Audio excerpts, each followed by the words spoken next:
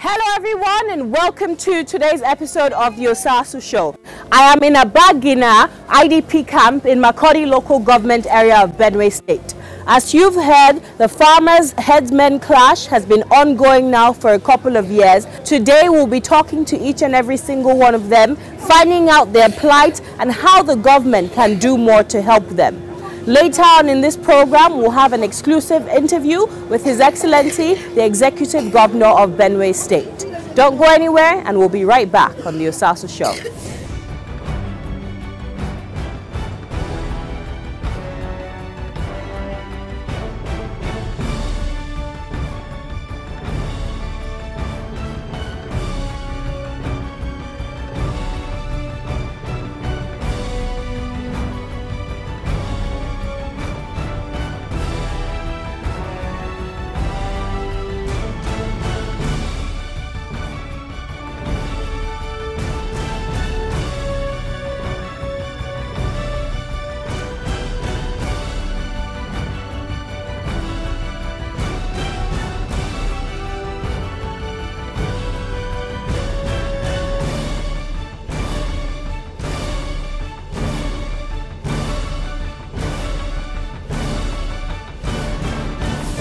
Hello everyone and welcome to today's episode of the Osasu show.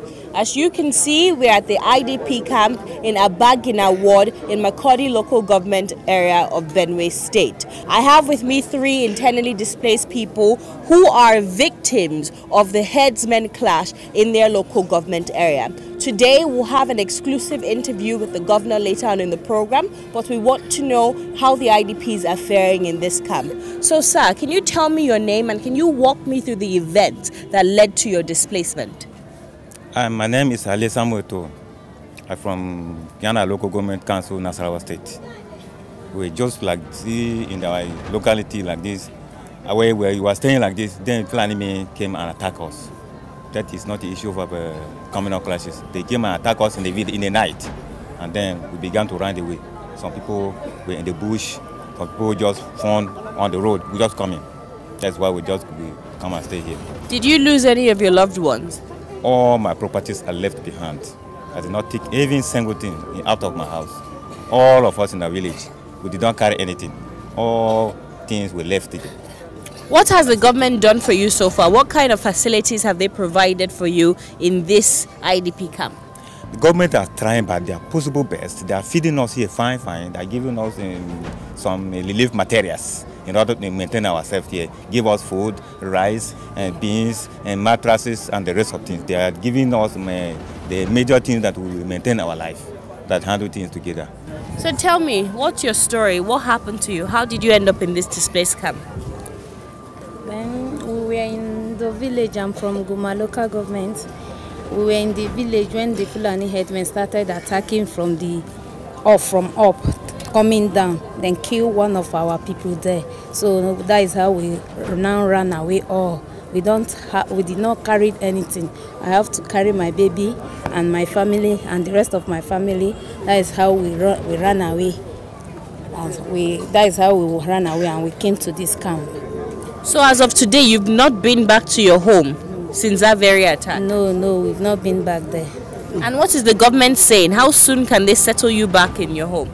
They said they are trying to get us back. The government that they are trying, we thank them. They are really trying their best. But we want more help from the government because in this camp where we are, many people, if you look at, we are from different places. So children are dying, some are very sick, especially cough, and because some of them are not used to it. So we want government to provide us things that we need. We cannot provide for ourselves. Was in my famine in my place. So this Fulani come and pursue me. So I come here, I don't know what I'm going to do. So school, I mean they go school, man, I know they go school for here. So I run to come here. I don't know what I have to do for here. So I want to go school, and my father too have dead. So I'm remain here with my only mother. How your father take die? Is this fight? Is the we are coming. We are they are shooting gun. So we are running. Now we first come back, so they come and kill her for the back. So we run and come back from here. So you go back to the place, make you go see wetin happen, then they kill them before una come back? Yes. You get any siblings, any brother, sister? Yes, I get 3. I get 1 sister, I get 1 brother. So all of you did this camp? Yes. Where your mama dey? They down there. She did down there. Okay. So wetin you want make the government do now to help your situation, make you happy again? I want government to put me in the school. I'll be happy. Do you want to return back home to where you were before? Yes. Philip Osasu is my name. And there was one night we were sleeping and we started hearing gunshots. So everybody started running helter-skelter. And these people came in large number and they started shooting sporadically on the air. So we started running here and there for safety. So when the day break, we came back to our village. After they had finished their operation. So they went back. We went and reported this case to the civil defense officers that were posted close to our area. When they went there, there was nobody there. And it was that time that we took our things and moved to Makurdi. What do you think is a solution for this headsmen-farmers clash? How can we put an end to this once and for all? The only solution to this problem is the ranching of the cattle. If the federal government has assisted the state government to implement this law, it will end the problem between the herdsmen and the farmers. I hear lots of children coughing. I see open fire, firewood being used to cook. What are some of the health challenges that most of the IDPs here are being faced with? There are some children here who are having a cough problem. Some are having dysentery because of the change of environment. As we have changed our environments, everybody comes from a different place and we change our waters. So most of them are having dysentery and the rest of the things, these things. So what can the government do now to rehabilitate and restore you back to your homes and just make your lives a little easier and make everybody here a little happier? We are appealing to the federal government to rise to our help. They should rise up over this matter so that they are the only agency that has the power to finish this thing. So we are appealing to the federal government to rise up so that they will help us so that we return back to our various places. Very lastly, the APC Committee on True Federalism stated that if they were going to take powers down to the states in the sense of empowering the states with state police and giving them revenue allocation in the sense that all revenue, all natural resources found on your land belongs to you. Do you believe this would help quell the tension that the Benue people are currently going through? I don't think it will quell it. But all these things all these committees that are the federal government is setting now, they are not going straight. They don't want to go straight to the point. They don't want to face the problem that is facing us. That is not the solution to the problem we are facing now. The solution to our problem now is not to form community policing. But I told you first that the federal government has the powers to finish this problem within 2 days. Is even too much. So there's no need. The federal government should come and set up all this community policing or whatever. These things are I think they are just meandering over this issue. Thank you, sir, for your insight into this situation. We'll take a break right now. After this short break, we'll be sitting down with the Executive Governor of Benue State to hear his thoughts on how we can put an end to this farmer headsmen clash once and for all. Don't go anywhere, and we'll be right back on the Osasu Show. There is a reason Africa is called the new frontier. What was once potential is now an opportunity ready to be seized. Once revered for our resources, today's wealth lies in our people. People who build the cities that shape the future. People who know an idea in one place means business in another. A generation for whom technology means there are no borders, no boundaries. We are the new lions in a brave new world, kings of the urban jungle. And there's a bank that puts the world in our pocket and the future in our hands. UBA, Africa's global bank. Your Excellency, the Executive Governor of Benue State, thank you so much for joining us in today's program. Thank you. Can you ascertain the amount of people who have been killed since the beginning of this herdsmen attack? Well, from the research we did in 2014 by the Bureau for Local Government, close to 2,000 people were killed from 2011 to 2014.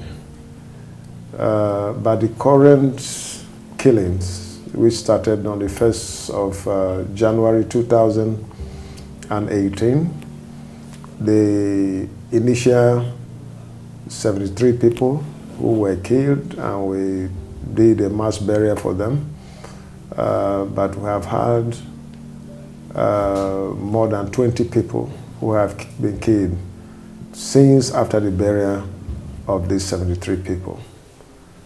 Almost every day, there are attacks still coming from these herdsmen. They have continued this with impunity, despite the directive of Mr. President that the IG should locate here and ensure that he stopped this killing. The killings has continued. And the unfortunate thing is that even policemen who are trained security personnel are not left out.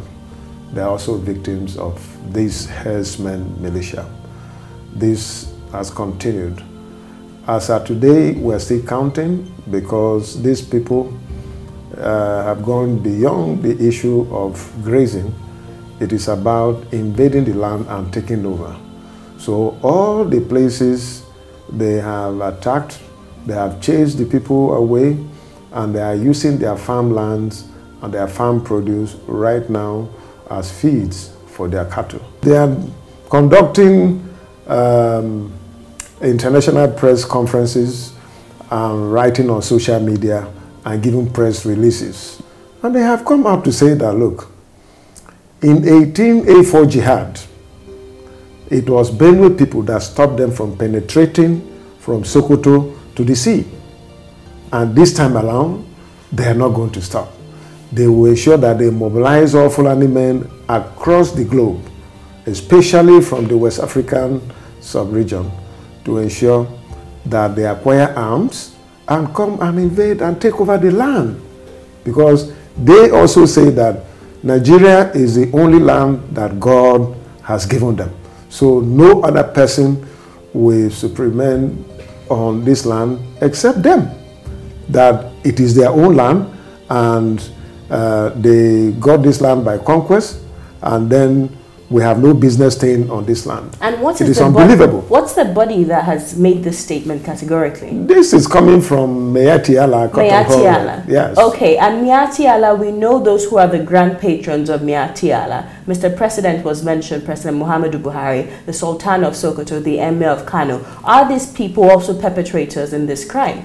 Well, I wouldn't know about their patronship.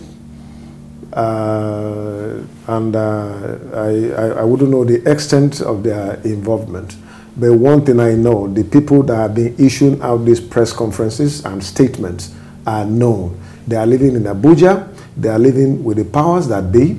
The president of this socio-cultural organization for the Fulani ethnic group, Alhaji Bodejo, and one Abdullahi Saleh, Hassan Saleh, are the president and secretary of this association. And they have been issuing these threats out. For instance, when this law was signed on May 22nd, 2017, they did a press conference in June and said that they are going to mobilize their members to work against the law, that the law will not be implemented. As if they are above the law. I don't know where they have gotten their authority and power to stand against a government. What we did in Benue State was the constitutional right of the Benue citizens and state. And we followed due process. But Your Excellency, if the Sultan of Sokoto has come out and the Emir of Kano, they've come out to say, yes, they're members of Miyetti Allah, why haven't you sat down with them to ask them to call their people to order? Why will I sit down with them? We have a constituted authority over this country. And it is the responsibility of the federal government to ensure the enforcement of the laws of the land. We followed due process to enact a law to ensure peace for herdsmen and farmers. And the implementation was going on well. We had these threats from the Miyetti Allah, and we reported it to the presidency, we reported it to the security agencies, and we expected them to have acted. Because in a federation, we are empowered by the Constitution to make laws for the good governance and for the peace and security of our citizens. But the enforcement remains the prerogative of the federal government because they have the coercive powers. And so it is our responsibility to enforce it. So what would you attribute the abysmal performance or reaction of the federal government to these herdsmen attack? I mean, the president hasn't even come to visit you or visit your people since the beginning of this attack, and you're a member of his party. Well, we have even invited the president when we visited that he should come to Benue State and pay his condolences to his people, because we are members of his party.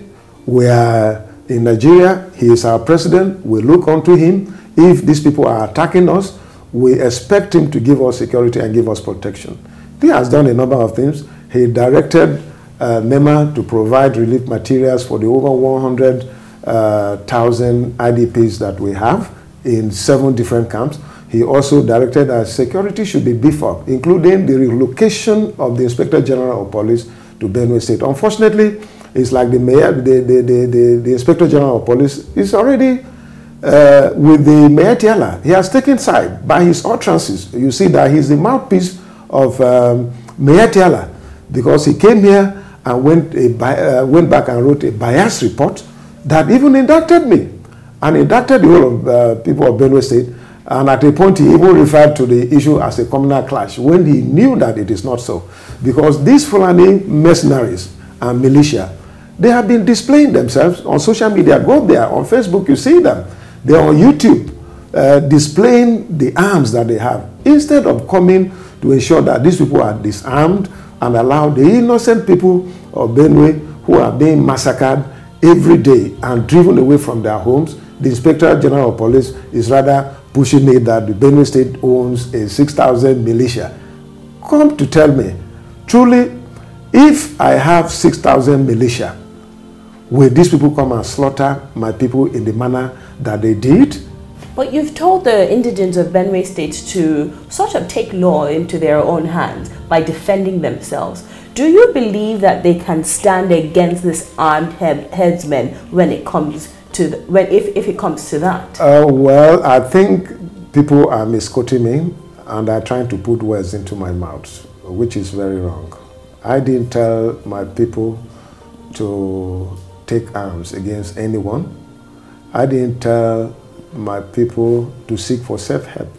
I told them to defend themselves. What does that mean? It is said that self-preservation is the first law of nature. You cannot just fold your arms and allow somebody to come and slaughter you. It is wrong. You must stand up. You must run away. You must hit back. With what? With your hands, with whatever you have, you can hit back. It is wrong. I don't believe in illegal weapons. I'm a man of rule of law and due process. That is what drove me to ensure that we enact this law. Well, you know, we wonder how sustainable, again, it goes back to building sustainable or preferring sustainable solutions. How sustainable is that? You know, when the government proposed the cattle colonies, saying that this might be a better alternative to your anti-grazing bill, you categorically rejected that, saying that there was no land for cattle colonies in your state. Do you believe that you are not at least coming to the table with enough of an open mind to hear solutions from the federal government? Well, we are very open, and I have done this several times. I have said it times without number. We are very open. When the issue of cattle colony came, it came with a condition. Give us 5,000 hectares of land. Where is the 5,000 hectares of land in Benue State? That is the question that you have to answer. So I said, we don't have the land. If we have it, even just 10 hectares, I have not seen anywhere in Benue State that is free for cattle colony or for open grazing in that manner. You have access to the president. Why haven't you preferred the solutions to They've done this. And what is the president's We reaction? have done this. I'm here to get a response from them. All these things, I have documented it and sent to the president. So is it safe right to from the say beginning. that you are dissatisfied with the president's response to this situation? Of course, I'm not satisfied with what the presidency is doing on this matter. There's no doubt about that. I'm not satisfied. The 2019 elections are coming. Would you, in all confidence, tell your people to vote the All Progressive Congress I have again? suspended all political activities. I don't want to talk about my own election, and I don't want to talk to any other election in this country until this menace of killing my people stop. Your Excellency, I drove in from Abuja all the way to Benue State, and I've seen some billboard posters of the 2019 election. Yes, we would not want to talk about election, but realistically, the elections are in our horizon, and we must all keep this in mind. I'm sure your people have the elections in mind as they are going through this suffering today. They want to know that by 2019, if a good leadership, because you just mentioned that this is also attributed to bad leadership, can they look forward to, can you campaign for them, for good leadership to stop this headsman attack come 2019? Well, one thing first, before the other.